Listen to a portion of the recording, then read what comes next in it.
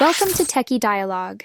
In this video, I'll show you exactly how to keep numlock on permanently in Windows 11, so you never have to worry about it turning off again. Step 1. Press the Windows key and type Registry Editor in the search bar. When it appears, click on it, and then click Yes if you're asked for permission.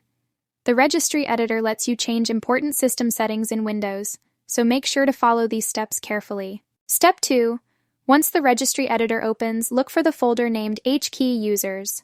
Click the arrow next to it to expand the list. Now, open the folder named .default, then expand Control Panel, and finally, click on Keyboard. Step 3. Inside the Keyboard folder, right-click on the right side of the window, hover over New, and select String Value. This will let you create a new setting.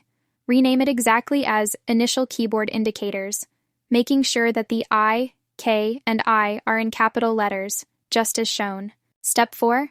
Now double-click on the new entry you just created. In the Value Data field, type the number 2 and then click OK. This tells Windows to keep numlock turned on automatically every time your computer starts. Step 5. Close the Registry Editor and restart your computer. Once it restarts, your numlock key should stay on permanently, no matter how many times you reboot your system. Thank you for watching.